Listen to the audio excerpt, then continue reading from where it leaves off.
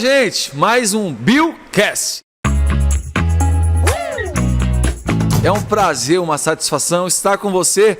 Não sei onde você está agora, está no YouTube, está no Spotify, está ouvindo no carro, na viagem. O importante é você ouvir aquilo que eu tenho para te apresentar. E hoje é o nosso segundo convidado e é um cara muito especial. Eu trago hoje para vocês Edinho Garcia, pastor, plantador da The Way Church, casado com a pastora Maria, pai de 7, né? 7. Tauan, Yuri, Noel, Natan, Davi, Radassa, cantor, produtor, escritor, compositor. Gente, o cara é um fenômeno, é multiuso. E cantor da banda Odres Novos, com certeza, você lembra, né? E tem história para contar. Pastor, um prazer, tá? Prazer é meu, é meu. Obrigado pelo convite. Amém. Obrigado por você lembrar, né, desses tempos que você falou saudosismo faz tempo, né? O Bill era magrinho na época, né? Magrinho, pequenininho. Obrigado, viu, pela honra de estar aqui. Estou impactado com tudo que eu tenho visto aqui desde a minha chegada. Você que está aí, não está vendo o que eu já vi aqui hoje, mas desde a maneira que eu fui recebido aqui, os meninos que viajam comigo, desde a chegada, né? A gente percebe quando há uma presença muito forte de Deus em tudo que você faz, né? Isso mostra a seriedade das coisas que você tem com Deus. E aqui foi uma grata surpresa em ver uma estrutura tão linda como essa. Parabéns e obrigado pelo convite. Eu que agradeço. Gente, esse pastor faz parte da minha conversão, da minha infância, junto com a banda Filhos do Homem. A gente estava falando sobre o pastor Cirilo, David Keelan. A gente deu uma saudosada no passado e estávamos comentando como seria bom juntar toda essa turma, né? Que maravilha. Gente, esse cara faz parte da minha conversão. Há 12 anos atrás, ele esteve lá em casa tomando banho. Eu tinha uma casa, tenho ainda, né, de 40 metros quadrados. Eu nem lembrava que a Radassa estava junto, né? Estava junto, minha filha. E o Isaac tinha nascido, estava bebezinho ainda. E o pastor Fabiano, né? Até hoje eu sou grato. O pastor Fabiano sempre foi a ponte. Pude ir lá em Jaraguá, conhecer a igreja e hoje está aqui com a gente. O pastor Edinho, ele é um dos plantadores da The Way Church, o caminho, olha que nome, o caminho da igreja. Gente, faz 5 anos e a igreja é muito relevante na cidade onde eles estão. E a minha pergunta é, eu tive a minha experiência aqui e tenho até hoje. Eu gosto da ideia de vivermos em novidade de vida. Então, todo dia, né, para não ser tão radical, mas toda semana eu estou vivendo algo com a escritura. Eu sou aquele cara que lê todo dia e todo dia deixa eu te falar o que eu li, né? Fora a igreja. E quando eu vejo um cara como você, como o Jota, né, o teu amigo, teu pastor, teu parceiro, qual foi a maior experiência do nascimento dessa igreja em Jaraguá? A tua experiência, né? Eu tenho a minha aqui e tem áreas que Deus trabalhou, né? Mas para ti, o que mais te impactou nesses 5 anos lá em Jaraguá? Nós saímos de uma igreja onde nós servimos há 10 anos, né? Uma igreja da cidade, uma igreja muito, muito usada por Deus, poderosa, com pastores maravilhosos, uma igreja relevante na cidade. E nós ficamos 10 anos nessa igreja, né? O Jota, a minha esposa, a pastora Maria e eu. Em 2018, houve um mover de Deus, a gente saiu. Mas saiu assim tranquilo e tal. E eu e o Jota nos conhecemos há muitos anos. Porque quando eu fui a Jaraguá do Sul, ele foi uma das primeiras pessoas que me levou na igreja, na qual ele era missionário, para fazer uma rede jovem. E ali a gente começou a criar uma aliança. E ele compartilhou a palavra aquele dia. E pensa no poder da palavra, sabe? E eu fiquei impactado, ver um menino daquele jeito, com uma palavra profunda. E eu comecei a ter um relacionamento com ele. Onde eu ia tocar, eu convidava para ele pregar. E onde ele ia pregar, ele me convidava para ir tocar. Bate-me o hobby. O bate-me hobby. Eu fui criando aquele corpo. E em 2018, quando nós saímos, nós ficamos assim, a primeiro momento, fazer o quê? 3 pastores, né?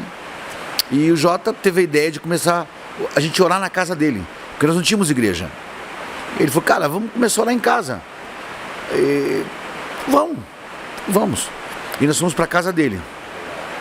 E no primeiro dia tinha 10 pessoas, né? Os meus 5 filhos, mas os 5 dele praticamente, né? Naquela época a gente já encheu a garagem, né? Com 10. Rede de jovens já tinha. Já tinha. E isso foi no domingo. Na quarta-feira tinha umas 20 pessoas jamais. Chegaram lá, ele falou, cara, você convidou? Eu falei, não, eu também não. Não, pastor, a gente ficou sabendo que vocês saíram da igreja e tal, a gente foi lá uma vez, né? E outros que não, porque na verdade as pessoas que nos conheciam da igreja na qual nós fazíamos parte foram pouquíssimas pessoas, mas eram pessoas mesmo dali da rua que começaram a ir, começaram a ver. Aí teve uma quarta-feira que já tinha umas 50 pessoas. Chegamos a ir por lá às 7 horas, tal, eu levei o violão. O Jota tinha uma lanterninha que era no quintal, era tipo de uma lunetinha, que era uma mãozinha com uma lâmpada para iluminar a Bíblia, né? Sim. E eu tocava violão. E o Davi, nessa época, meu filho, começou a tocar teclado. Aí eu me lembro como se fosse hoje, um domingo. Nós estávamos indo para a casa dele. Eu, a minha esposa, o Davi, a Radassa, o Noé, o Natan, a família. E lembro que antes de chegar umas 6 quadras da casa dele, tinha carros parados do lado da rua. E eu falei, calma, tem um casamento aqui. Eu falei pra ela, né? Eu falei, a gente casou. E ela falou, será, amor? Eu falei, não, só pode ser. E foi chegando perto da casa dele, mais carro. Aí quando a gente dobrou a rua da esquina da casa dele, ele estava no meio da rua, assim, e veio no nosso encontro. E falou assim, mano, esse povo tá todo em casa. Meu Deus. Eu falei, como assim todo em casa? Ele falou, mano, tem gente na cozinha, no quintal, na sala, não sei o que eu faço. Aí nós entramos, um monte de gente sentado, e começou a chover, essa cena ficou guardada, porque nós não tinha cobertura, era no quintal. Aí nós amarramos uns pedaços de madeira e colocamos uma lona preta para cobrir as pessoas. E enchendo d'água conforme chovia. Aquela barriga. Ia fazer aquela barriga. Meu Aí Deus. via 2 ou 3 pessoas e começava a levantar. E nessa época nós conhecemos uma pessoa. Eu podia até fazer o batismo, né? Só furar. Aí nós conhecemos uma pessoa que faz parte hoje do nosso quadro de pastores, que era o Melchior, na época ele não era pastor. E ele começou a ir. Ele parece um índio, assim, meio japonês, meio índio, assim. Um homem de Deus tremendo. E ele ajudava a gente a levantar os pauzinhos para derrubar água, para não cair nas pessoas. Aí nesse dia ele falou assim, eu trouxe um projetor. Ele levava no bolso um projetorzinho, amarrava assim numa árvorezinha que tinha e projetava a letra na parede. E nessa época ele se levantou 2 pessoas, que foi o Adilson, que estava aprendendo a tocar violão, e o Carlinhos estava aprendendo a tocar baixo. Então eram 3 meninos aprendendo a tocar. Eu tocava violão. E aí quando acabou aquele dia, nós ficamos ali, porque a gente sempre foi muito de mesa. Você falou de mesa hoje, né? E isso me chamou a atenção. O Jota também sempre foi muito de mesa. Sempre gostou de acabar alguma coisa e ter um café, o pessoal ficar falando, sempre foi assim. E nós tínhamos esse costume ali. Quando acabou esse culto, sei que todo mundo foi indo embora. Demorou 1 hora e pouco, até o último sair, a gente sentou, ele lembra que a gente sentou, e ele falou assim pra mim, pô, e aí, mano, o que a gente vai fazer? Vamos ter que ir para outro lugar. Aí eu falei, olha, tá aí um cara que eu ficaria junto, é você, né? Porque ele é que nem nós, Bill, ele é fora da casa. O Jota é um amigo, posso dizer que o melhor amigo, assim, que eu tenho, assim, que tá comigo, entendeu? Porque é aquela pessoa que você liga e você é atendido, e além de estar junto com ele, servindo a ele, né?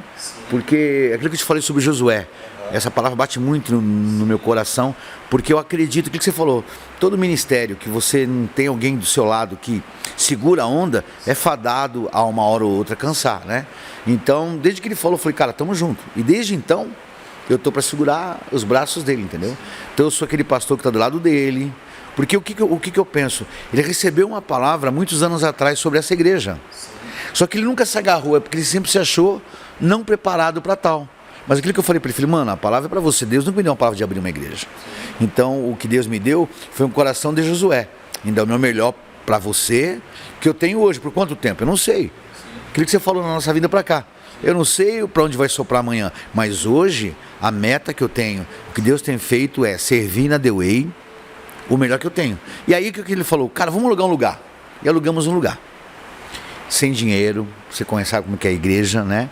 você que está assistindo, vida de igreja não é o que as pessoas pintam, né? Porque infelizmente a gente está vivendo sobre uma coisa que é uma mentira. Esse estereótipo aí do pastor com carrão, de pastor milionário, isso é uma grande mentira. É uma minoria que tem isso e vão prestar contas com o Senhor. A grande maioria são homens que trabalham o dia inteiro, sem salário.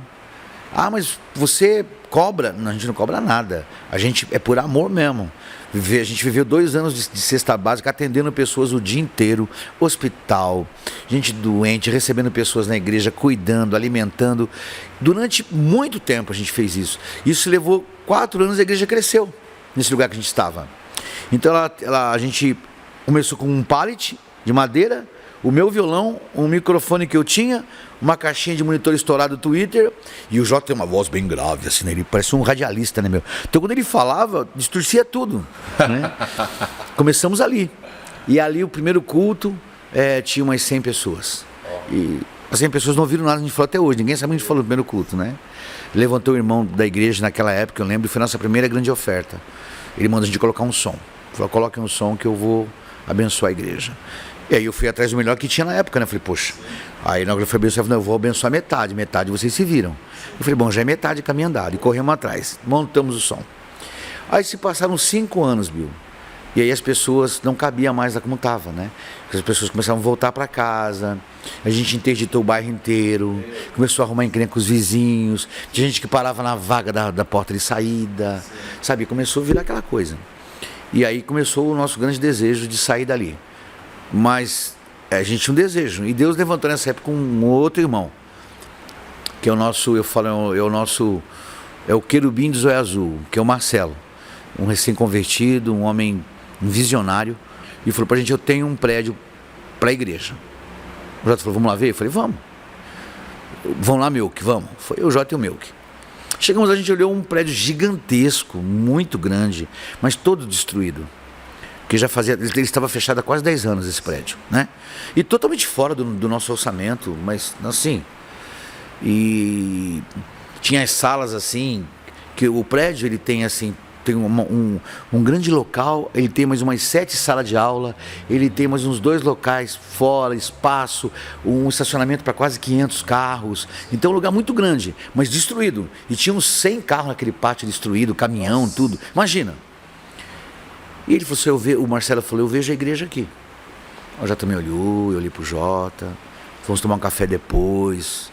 E o Marcelo a mil, cara, eu vejo a igreja ali, pastores, eu vejo a igreja ali. Eu vejo. Aí ele saiu, eu já tenho aí. Eu falei, cara, o que você acha? Tem que fazer coisa pra caramba, né, mano? Meu Deus. Porque era muito triste o local. Era um local de prostituição, de droga, de pessoas que moravam ali, que destruíram tudo. Quase um cenário apocalíptico. Exatamente, era isso. E depois me lembro dessa palavra que a minha sogra plantou. Nesses dias a gente entendeu algumas coisas. Então era um cenário apocalíptico mesmo, era isso. E aí o Jota falou assim, cara, vamos orar, né? Eu falei, mano, o que você decidir, tamo junto, né? Se você falar, a gente vai em cima.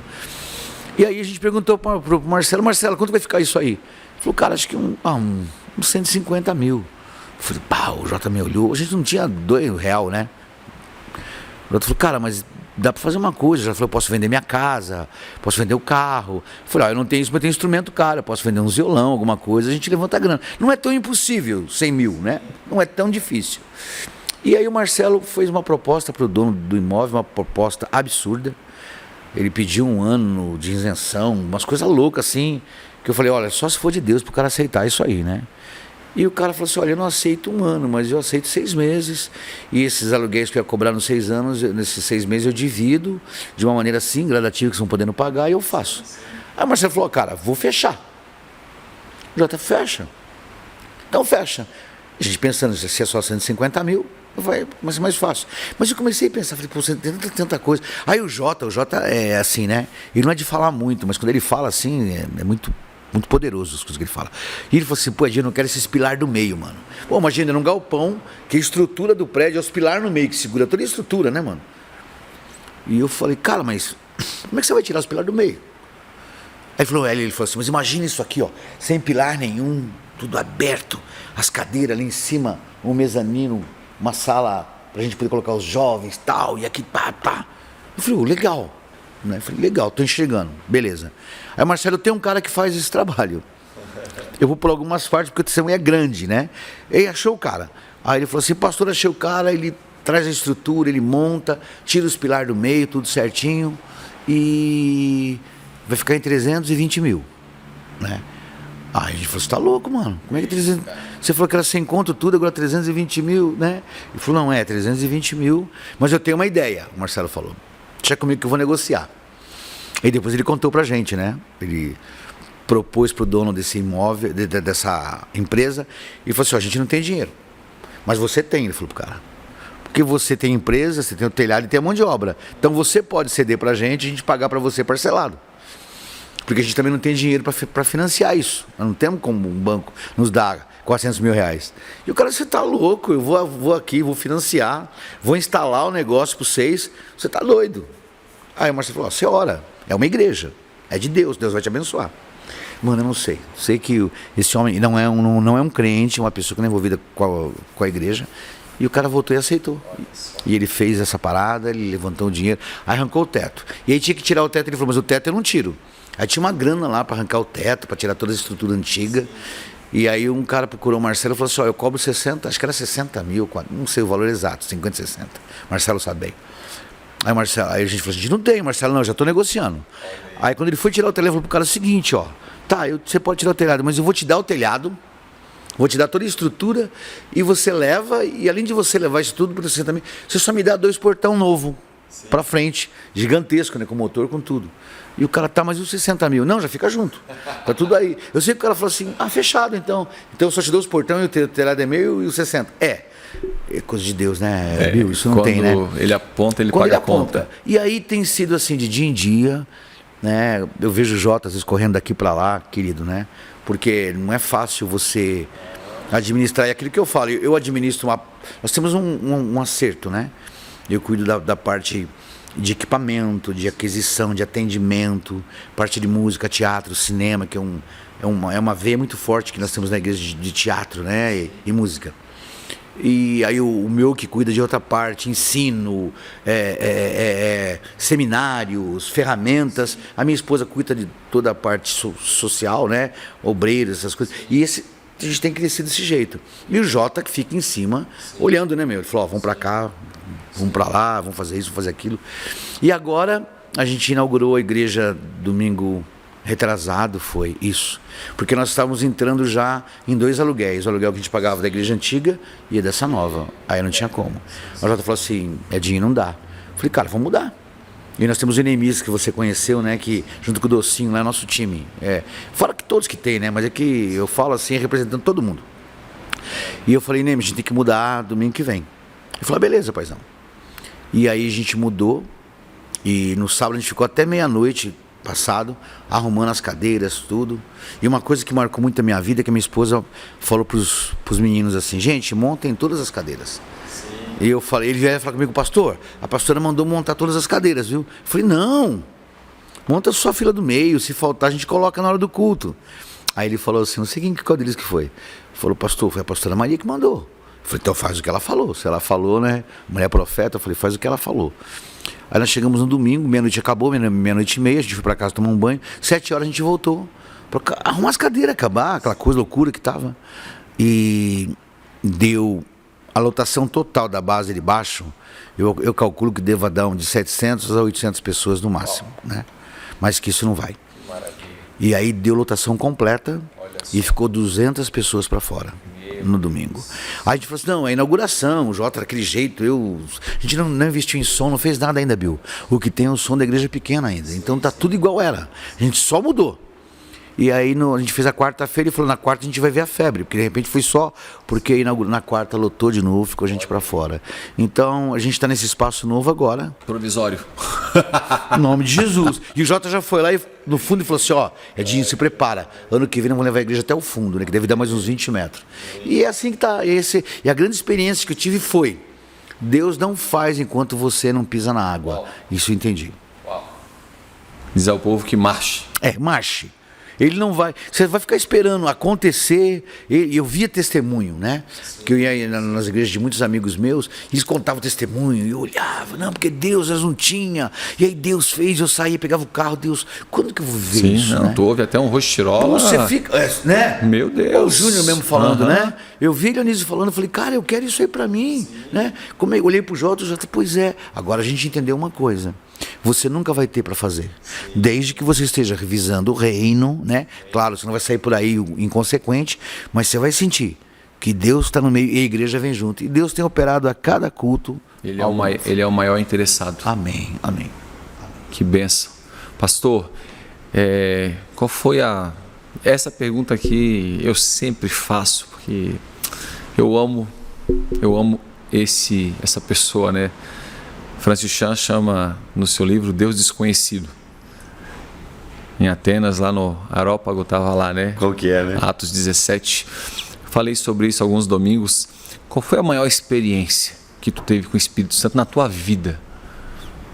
Eu sei que tu já teve muitas, né? Mas qual tu te recorda, assim, poxa, que foi especial isso aqui? Olha, acho que o que você falou, né? Cada canção foi um tempo que eu tive muito especial, né? Pai e filho foi uma situação muito, muito forte na minha época, né? Ali do ministério, quando a gente estava aí há uns anos atrás. Foi muito forte, mas eu acredito que foi a minha conversão. Né? Porque eu sou músico desde que eu me lembre por gente. Com 20 anos eu já sobrevivia de música, eu já era músico da noite, né? Em São Paulo. Então eu sempre trabalhei com música, trabalhava em casa noturna, banda de rock, banda de reggae, dupla sertaneja, tudo que tinha música eu me envolvia. E criei todos os meus filhos, tudo que eu fiz foi com música, né? E eu me lembro numa época assim que eu estava me separando da pastora Maria. Os gêmeos estavam a caminho e nós chegamos a uma... Não conhecíamos nada da palavra, né? Nós tínhamos a nossa vida louca, né? Nós dois. E nós chegamos a um ponto de a gente decidir se separar. E ela falou pra mim assim, beleza, então, tudo certo. Né? Eu vou criar os meninos, sou independente, aquela coisa toda. Falei, então tá, eu vou voltar para São Paulo, vou voltar a tocar na noite. E ela falou assim pra mim, mas só, antes de você ir embora, tem uma tal de uma igreja de crente aqui, que diz que faz uns acampamentos para homem. E eu falei, vai ter futebol? Ela falou, deve ter. Eu gostava de jogar futebol. Ainda gosto um pouco, mas eu gostava mais. Aí fui, comprei uma luva de goleiro, que eu jogava no gol, uma luva de goleiro nova, uma camisa, uma chuteira. E falei, cara, pelo menos eu vou bem arrumado. Né? Na foto eu vou sair bem. Na foto eu vou sair bem. E fui para esse retiro. E eu me lembro duas frases, né, que eu ouvi. Quando eu entrei no ônibus, uma pessoa falou assim para mim, boa morte. Eu ainda olhei, falei, credo, né? Aquela coisa que você batia na madeira, né? Eu falei, que vai ser um acidente aqui. Eu falei, que boa morte, isola, né? A hora que eu sentei no banco, eu tocava em um bar, aqui em Pato Branco até, já era em Pato Branco, isso. Que a pessoa que nos cedia drogas era dono desse bar. Ele estava no banco do meu lado. No ônibus? No ônibus. Ele me olhou assim, Edinho, onde você está indo? Eu falei, onde você está indo? Ele falou, minha mulher ficou me enchendo aí para um tal de acampamento de homem que tem. Ele falou, mas eu tenho umas paradas aqui da hora. Ele falou, então fica tranquilo, fica muito chato lá, a gente sai fora e tudo certo. Meu Deus. Eu falei, beleza, então tranquilo. A gente chegou nesse local, né? E teve todo um processo ali. E teve um momento que, dentro desse acampamento, tinha um momento que você saía para fora do local, do recinto ali onde tinha as reuniões, e você ia caminhar pelo sítio. E eu fui caminhar pelo sítio, né? E eu me lembro assim que eu saí caminhando e fiquei pensando, pô, os caras vão armar alguma pegadinha aqui. Assim, pensando, né? E eu me lembro que eu sentei debaixo de uma árvore e eu olhei bem longe assim, tinha umas luzes assim, que eles colocaram aquelas luzes que você pendura parecendo uma cordinha cheia de lampadinha, né?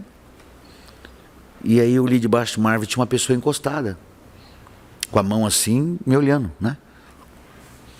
Cara, aí não foi assim, isso é uma visão. Não, mano, eu vi. E aí eu falei, pô, aquele cara deve ser um dos caras que tá aí. Eu vou dar uma paulada na cabeça dele se ele vier pro meu lado, né?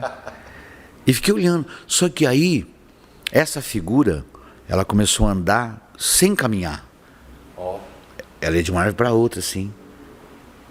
E começou a me travar. Começou a me travar, eu não sabia o que falar, e ela vinha,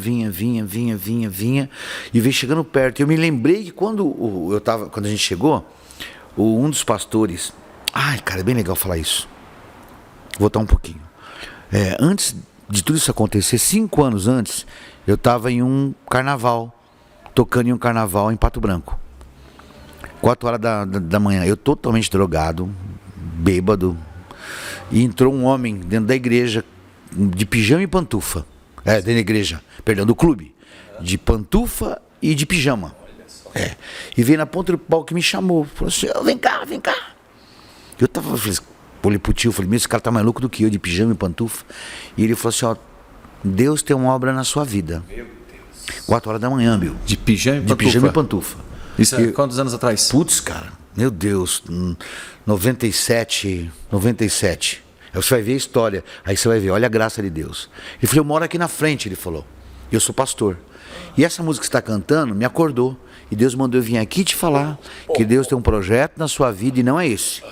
Eu falei, beleza, esse cara foi embora. Quando eu desci do ônibus nesse acampamento, e eu desci para esse local que era um plenário, assim, uma sala cheia de cadeira, me entra um cara das boas-vindas. Era o cara que tinha falado comigo lá no carnaval. Era o mesmo pastor. No acampamento já? No acampamento. Meu e esse Deus. pastor é o pai do pastor Cris, o pastor Olha Eliseu, isso. lá do Filhos do Homem. Era o mesmo cara. A hora que eu olhei, eu falei, cara, mas esse cara estava lá aquela vez, naquele acampamento. E ele falou assim, há poder no nome de Jesus para qualquer coisa, ele falou. Isso ficou na minha cabeça. Então, naquele momento, eu senti o Espírito falando no meu coração. Fala o nome de Jesus. E eu comecei, Jesus, fui levantando Jesus, e eu fui caminhando, e eu olhava, ele estava ali, mas aquela imagem, aquela silhueta não se movia mais, ficou parada.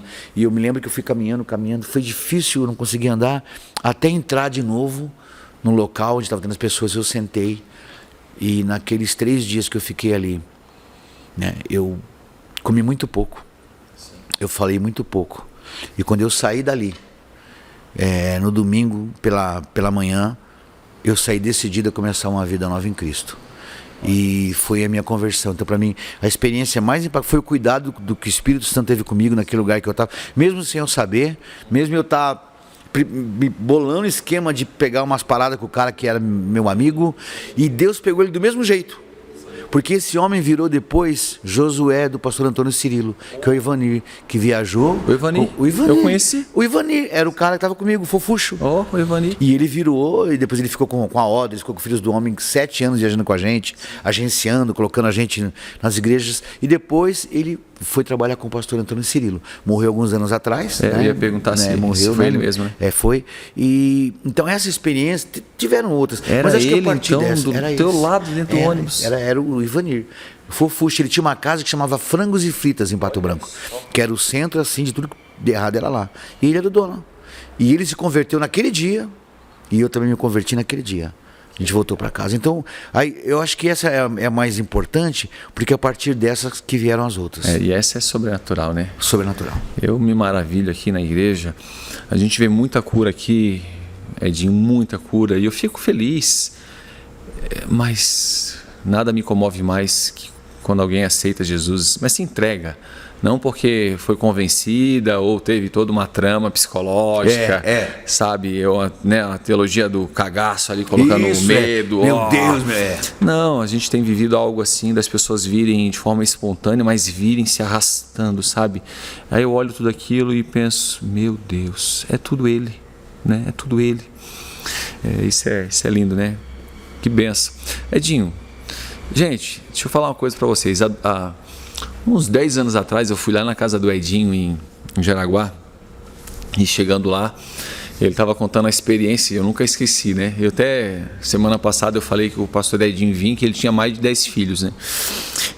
Eu exagerei um pouquinho, ele tem só 7. Mas contando ele e a Maria já dá 8, 9, né? Coloca mais um cachorro, dá 10. Aí o Edinho falou assim, acaba o culto, né? A gente tá com fome, às vezes tudo para um lugar só não dá, às vezes as condições não estavam boas. Isso, meu Deus. Foi bem isso que tu falou. Aí a gente vem para casa e faz aquele cachorro quente coletivo, chão de fábrica. Um corta a salsicha, o outro vai cortando a cebola, o outro vai cortando o pão, o outro pega a batata, o outro monta mesa, louça, e eu achei aquilo incrível, sabe? E hoje eu tenho uma família de 5, né? Todo mundo ainda não pega no batente, né? O Theo ainda fica lá fazendo pergunta, o Benjamin às vezes está meio preguiçoso e o Isaac não tem escolha, né? O mais velho tem que colocar a mão. Cara, eu acho isso fantástico, eu acho isso demais. E para ti, como é que é essa experiência de uma família tão grande? Agora tu tá na fase de ver eles indo embora, né?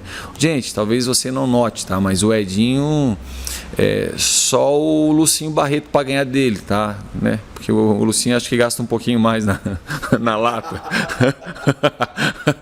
O Edinho tem 60 anos, gente. 60 anos? Não dá para acreditar. Eu quero chegar nos meus 60 com essa tua carinha aí, com o narizinho reto, né? O olhinho claro, não sei se vai dar certo, mas, cara, tu tá cada vez mais bonito, mais cheio de Deus. E como é essa experiência para ti? Então, na minha infância, foi uma infância bem ruim, sou filho único, né? E a minha mesa sempre foi vazia. Não tinha pessoas em casa, mamãe trabalhava, eu tenho meu pai se chama João Fernandes, minha mãe Zilda Garcia, eu tenho pai, né? Isso é uma coisa bem bacana, uma hora dessa eu comento com vocês.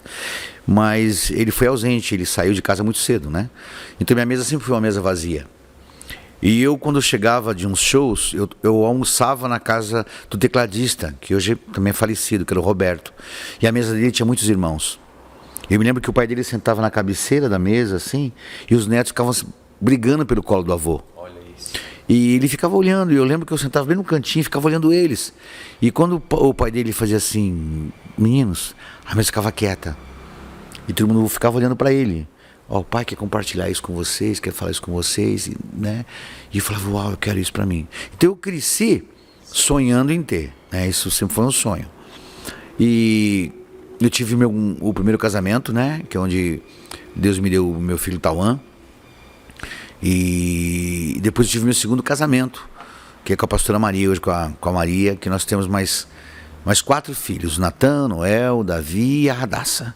E agora o Senhor me presenteou com um filho que eu tinha também, e não conhecia, que é o Yuri, que se assenta à nossa mesa agora também, com 36 anos, mesma idade do meu filho Tauan, que foi concebido fora do meu casamento, quase a sua idade, por isso que eu falei para você.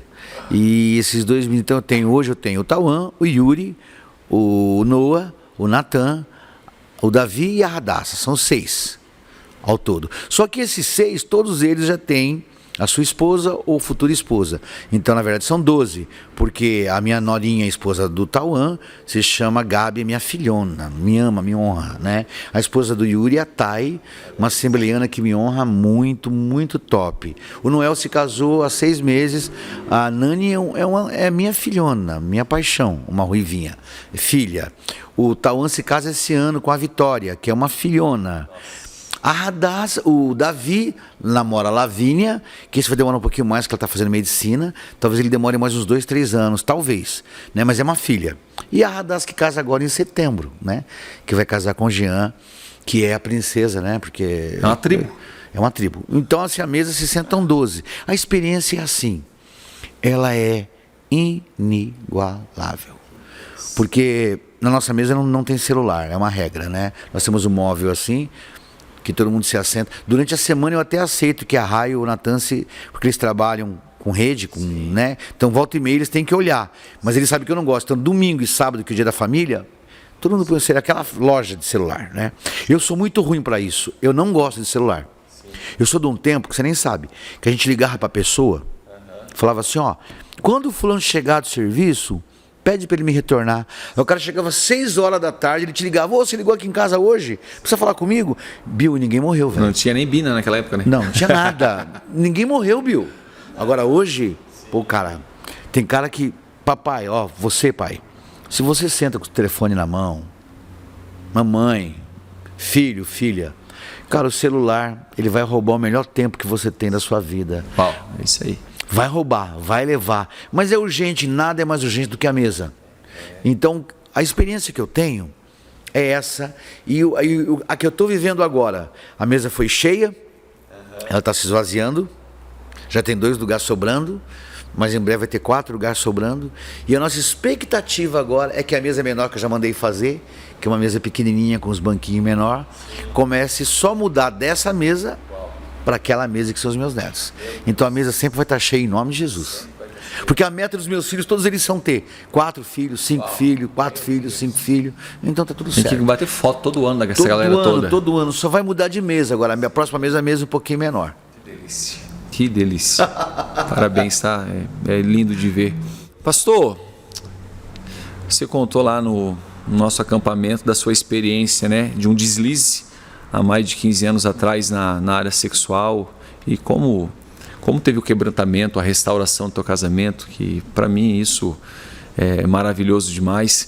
E a gente vê no nosso cenário brasileiro, né, a gente teve casos agora nos Estados Unidos, na casa de oração, e tantos outros de pastores caindo nessa área.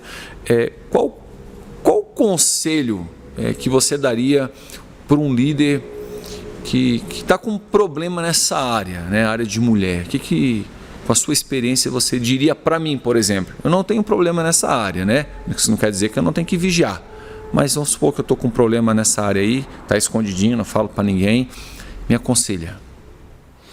Eu cheguei num ponto que ficou insustentável até pelo meu relacionamento com Deus, porque eu estava totalmente cego, né? Isso foi no dia 7, no dia 7 de março de 2007. Olha aí, ó. Às 11h31, eu lembro até hoje. Quando no meu casamento.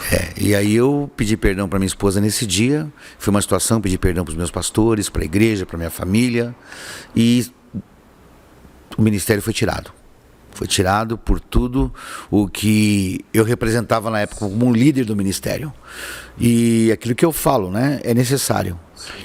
É necessário porque esse tempo que você se afasta, Deus perdoa no momento que você pede perdão, a hora que você confessa para o seu pastor, para os seus familiares, ao Tiago 5:16-22 se cumprindo na sua vida. Confessa o seu pecado ao teu irmão para que haja cura. Aí acontece a cura. São as 2 etapas. Primeiro, o perdão de Deus, perdão da casa, perdão da esposa, da família, perdão da igreja. Eu sou contra a exposição na igreja. Acho que tem que ser tratado com cuidado, com carinho e guardando a família. Após isso, existe o tempo, que não é um tempo de punição. É isso que as pessoas confundem. Quanto que é esse tempo? Eu não sei. Eu estou nisso há 15 anos, quase 20 anos. É Deus que determina, né? Buscando a cada dia. Eu sei que quando aconteceu tudo isso, eu fiquei sem subir na plataforma para ministrar louvor 3 anos. Eu fiquei afastado, sem cantar. 3 anos eu fiquei. Mas eu fui porque alguém falou, você vai ficar. Não. Eu saí de Pato Branco, eu fui a Jaraguá do Sul, onde eu fui recebido por uma igreja muito abençoada lá, que cuidou de mim, da minha casa, foi instrumento de Deus. Tudo que aconteceu na minha vida eu devo a essa igreja, né, para estar onde eu estou hoje. Eles me receberam, mas nem por ter me recebido eu não fui tratado, eu fui tratado. E aí depois de 5 anos eu fui chamado para ser líder dos jovens. Aos 3 anos eu fui convidado a voltar a cantar, eu voltei a cantar. Aos 5 anos eu fui convidado para ser líder de jovens, e no 6º ano eu fui separado a pastor. Aí eu passei por um tempo de provação, de teste, de 3 anos. No 4º ano eu fui ungido pastor, eu e minha esposa. E aí nós continuamos com tudo aquilo, saímos aí fiquei mais 4 anos, foram 10 anos, e isso 10 anos ali servindo nessa igreja. Isso quer dizer que tu já era pastor, né? Ficou ali resguardado um tempo ali, né? E depois você foi ordenado a pastor de novo. Não era pastor. Ah, você não era pastor? Não era pastor. Na Odres eu era só missionário. Entendi. Eu viajava ministrando louvor. Era assim, era uma equipe de adoração, mas não era pastor. Eu só me tornei pastor em Jaraguá do Sul. Sim, e mesmo não tendo o título, né, que pesa, que não queira pesa, é uma representatividade, né? Você ficou ali quietinho 3 anos. 3 anos, mesmo assim, fiquei ali. E acho que foi necessário, porque não é punição, é o momento que a igreja reconhece que você passou, né? E já se fazem, foi 2007, nós estamos em 2024, é isso? Sim. São 16 anos, né? São 16 anos. E o que eu faço hoje? Eu continuo cuidando dos meus olhos, eu continuo cuidando com quem eu falo, não tenho rede social, não tenho relacionamento com mulher, não tenho amizade, não curto foto de ninguém, eu sou contra isso. Então o que eu faço hoje? Eu cuido para aquilo que você falou. Você tem problema, pastor? Não, com 60 anos muda muita coisa na cabeça como homem, mas eu tenho respeito por aquele a quem eu sirvo, então eu cuido para tudo que eu olho. E o conselho que eu dou, para encerrar, saia o mais rápido possível. Procure ajuda. Procure alguém que você confie. Não em bebê, não em menino. Procure um homem que você confie. Procure seu pastor, fale com ele e saia da vida de prática. Sim. Uau.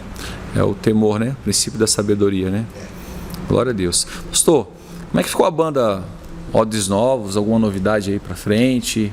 Na verdade, quando aconteceu comigo, a banda foi desmantelada, né? Porque eu era o líder da banda, né? Na época.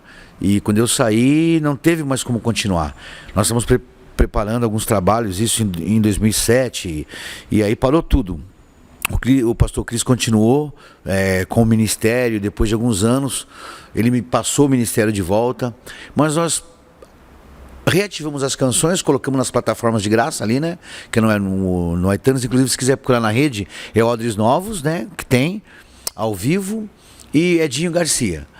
A banda, o ministério existe, mas hoje mudou algumas coisas, porque o que Deus fala no meu coração hoje é diferente do que falava naquela época, né? Mesmo sendo o mesmo teor, mas hoje assim tem muito mais coisas que aconteceram nesses 17 anos. Então hoje nós temos viajado para alguns lugares, não é sempre, como Edinho, eu vou como um pastor agora, falando sobre adoração, e a Odres ela está ali, ela está do jeito que ela foi dada, porque é o ministério de cura e restauração, e se cumpriu na minha vida, curando e restaurando, então está tudo certo. É um bálsamo. É um bálsamo, que maravilha. E vamos lá. Qual a foto do futuro para The Way? Qual a foto do futuro para você, para Maria? Você usou uma frase agora vindo para cá pro carro que eu falei, poxa, essa frase é forte, né? O vento vem, o vento sopra. Você não sabe. Eu não posso falar o que vai ser amanhã. Hoje no meu coração, a The Way é o meu coração 100%, né? Servir nessa igreja, servir a igreja, servir aos meus amigos pastores, como o braço deles é o meu coração. Ao pastor Jota, ao pastor Melchior, aos pastores que foram levantados ali dentro, é o foco, é o foco. O quadro que eu vejo é uma igreja que faça diferença no meio, uma igreja que receba a todos em igualdade, uma igreja aberta, os meus filhos envolvidos como estão dentro desse ministério, os meus netos indo. Eu, se Deus me der graça, acabar os anos com saúde, falando do Evangelho, tocando e cantando. É o que eu penso. Então, o retrato que eu tenho é assim, Senhor, eu estou aqui. Para aquilo que o Senhor quiser. Eu fiz essa mesma pergunta para a pastora, não, na verdade, a pastora Janete no nosso último pastoreio, ela falou que voltou a tocar teclado, né? Ela foi musicista aí durante 20 anos e ela voltou a tocar teclado porque os netos estão crescendo e ela quer que eles tenham a memória da avó tocando teclado. Eu achei aquilo maravilhoso, né? Porque eu não sou um músico, mas eu amo meu violão, lá em casa a Poli, o Isaac toca teclado também, né? Então, e o Theo bateria, ele pega lá o batuque, ele tem tempo, tem mais tempo que um monte de gente que eu vejo bater palma fora do compasso dentro da igreja. O Theo tem o ministério da palma, cara, ele começa a bater palma na igreja no tempo, tá? Ele espera o bumbo lá certinho e todo mundo vai junto. Então, é um sonho que eu tenho, né? Eu fico feliz de ver o teu coração aí de adorador. E aí, fala pra nós, algum livro que pode indicar aí para todo mundo que está te ouvindo, que marcou tua vida, que fez a diferença?